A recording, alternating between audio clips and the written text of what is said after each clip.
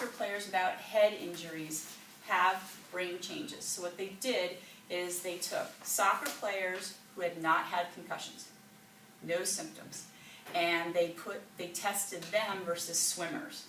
They say swimming is a low concussion sport, although I know 2 swimmers in the last season that slipped on the deck and got concussions from hitting their head. So they tested both of these groups, and what they found is there were subtle changes in the white matter of the soccer players. And they don't know, again, in concussions, they don't know much. We're like, we know this much about concussions, and that much has changed in the last year. So the closer you are to the research, the more they'll admit we don't know. But there are changes in the white matter. Now, the CDC and a lot of these sheets says there's no way you can see a concussion, but we're starting to find out that there's some differences with people that have had, in this case, soccer players have had repeated contact with their head with the ball. Soccer is the only sport where an unprotected head is the primary point of contact when heading the ball. No other sport do we actually try to say, here's a coordinate, here's the ball, let's see which head can get there first. We talk a lot about football, and soccer is one where we don't talk about. So that's why I was trying to bring soccer facts. None of the scans were abnormal of these people, but they did see differences in the white matter, and the white matter is the communication network. So if the communication network in the soccer players is different than the swimmers, why? Is that because soccer players have a different kind of training, and if you train your whole life playing soccer, your brain develops in a different way? Or is that the damage and head injury? They don't know. And what will that lead to? I've had double-digit concussions. Will that lead to me having Alzheimer's 10 years early? They think it will, but they don't know why. So one of the things I have to do in this study is I have to do a spit test where I basically spit into a little container like this, and they'll look for genetic markers, and they're going to freeze my spit and bring it out when a new genetic marker comes out and see, is there something about me and is there something about Megan where we have some genetic marker that makes us more vulnerable to concussion? Does it make us more vulnerable to Alzheimer's disease? What is the connection? So we have a bunch of stuff here. We have some literature that says you can't see a concussion. We have some new studies that say you can see a concussion if you use special machines. We have a bunch of people over here, football players and soccer players and rugby players with brain damage, and we don't know how it connects yet. So when you guys were in middle school, none of this was known. So you guys are really following, by the time you guys graduate college, we're going to know so much more than we know today. So it's, when you see studies, when you see stuff come up in the newspapers, check it out, because this is like, it's all breaking news. There might be something tomorrow which no one has ever seen before. But despite all of the news that we've had about concussions, they just did a study, and only 1 out of 2 adults said that they would actually go to a doctor when they felt like they had a concussion. They didn't believe the symptoms were serious enough. 3 in 5 parents said they wouldn't take their child to a doctor when they had a concussion. This is just a study of 1,200 people 2 months ago. 7 out of 10 people didn't know the signs of a concussion. We've just seen, how many people have seen a news story about concussions? They're all over the place. And yet 7 out of 10 adults still don't know the symptoms. They found 1 in 4 children suffer a possible concussion in sport. And if you were in a sport concussion, you're more likely to have your parents take you to a doctor than if you fell in the backyard or you fell at a party. So the kids in sports are actually getting taken in more. So those are just, let's see, one other thing that, and the cumulative effect. They do know that there's this concussion level we've talked about, and then there's subconcussive, and this is what they're talking about in youth football right now, in youth soccer, where it isn't a concussion, but it's a blow to the head. And how many blows to the head can you have in a year as a kid over how many years that will lead to damage later? So all they know are the questions right now, but when you were in middle school, no one was asking these questions. So I want to see if you guys have questions for me and Megan, and if you want to tell a little about story about your own concussion. Do you guys have any questions for us? Do you want to talk? Anybody want to talk about their own concussion? We can all look at you. Yeah. I guess I can talk about mine. I was playing field hockey at a summer camp, and a girl and I were doing a drill, and we weren't like looking up, we were looking down at the sideline, and we just collided heads, and then she ended up getting like at full speed, and she ended up getting like, Grace, what was it? Was it like 20? She got was it like stitches. She got like 5 stitches in her forehead, and then the doctors like diagnosed me with like a light concussion. So like you did, I didn't drive because my parents were like, oh, you're not driving, but like I went to the beach, I was out in the sun, I was doing everything else, listening to music, I was texting, and then I got home and everything got really bad. Like I had about half the symptoms that were on the list. Like I got dizzy, I got like mood swings. And was this the same day or the day after?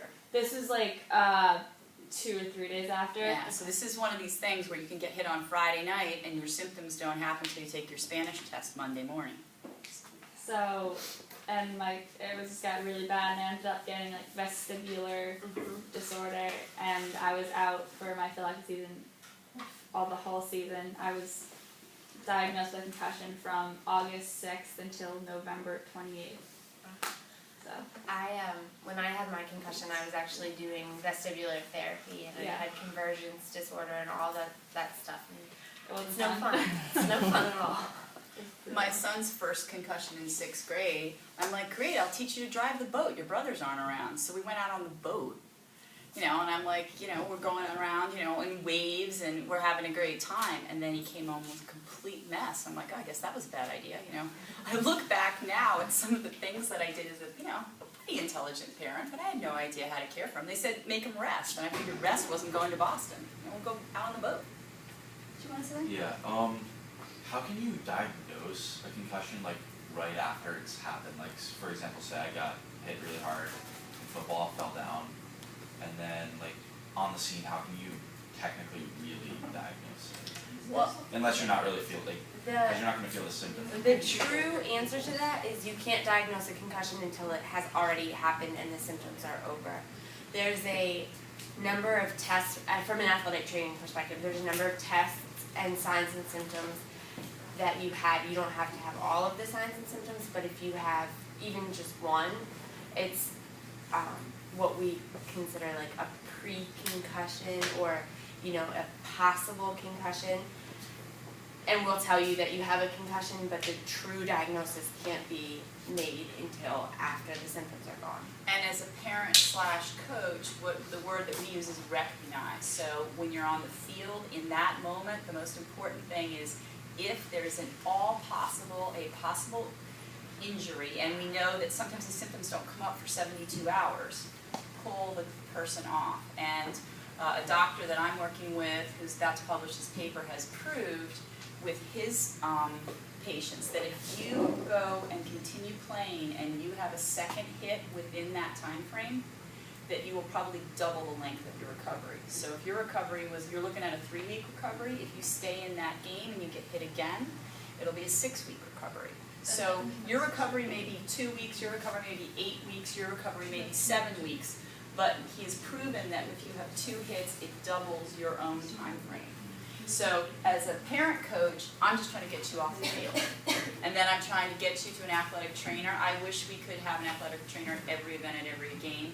And then it's the athletic trainer's job to get to an MD. In different states, some states allow athletic trainers to diagnose, some states say it has to be an MD.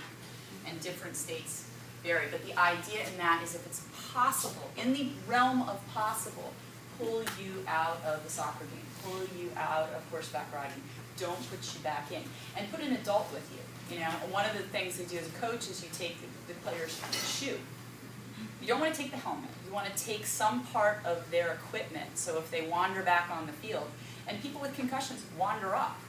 It's one thing to pull them off the game. I was at a lacrosse game where the coach pulled the kid and the kid wandered off.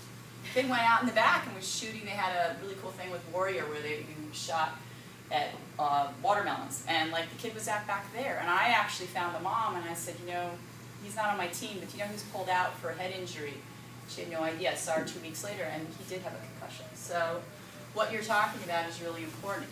But you know, it's at the barest level. There's a possible problem. Get off the field. Not to mention even if you feel perfectly fine, you have no symptoms, and you truly have a concussion, there are tests that the athletic trainer will run that you will fail. No questions asked, even if you don't have Counting back by 7, I couldn't even do that. And on the iPhone app that I basically just demand all the parents get, it goes through, it asks a number of questions, and you just go through click, click, click, click, click, click, click, and it's basically a lot like that list you went through. And then it says, here are the things to go to an ER, you click, click, click, click, click, and at the end you can email it to the parent, so the parent knows all the symptoms at the moment, and it'll say, take the kid off the field. So. But would you assume that if you hit your head pretty hard, even if you didn't have symptoms, you should come off? Well, there is some talk that we could have some girls' soccer games that if they pulled every girl that hit their head, there's not enough players to finish the game. So again, here's this kind of back and forth. You can have athletic directors that say, yeah, every kid that doesn't want to practice this afternoon says they have a concussion. So you have this backlash where we are going, you know, there are people that are so far on this side that, you know, there is no safe sport. You're supposed to stay home and play Xbox. Well, you know, that leads to another issue of obesity and, you know, like, you know, we need kids to play sports. Sports are fun. It's some of your best memories of high school and college and the leadership. There's so many incredible things that come out of sports. We don't want to scare people out of sports. What we just need to do is make sure that there's prepared coaches and adults around and then play the sports. It's like with swimming. We don't take you guys to, you know, don't drown lessons, right? Let's go to don't drown lessons today, you know. You go to your water, you're going to drown. Like, you know, it's like, yeah, that's a part of swimming. That's a part of water sports. You know, it's not really great to go wakeboarding if you don't know how to swim. You just got to get that over with. So that's what I want to make concussion education is that you just got to get that over with, and then we play sports. You play football, you play soccer, you play lacrosse. Because wait, remember how many concussions of kids happen in sports? 20%, right? So what are the 80%? Like me and my brothers, we would go back in the sand pits, which are now Superfund toxic waste sites, and we would take plywood and we would make these ramps on our bikes. I mean, that's what we did. We fall over all the time. There were no coaches.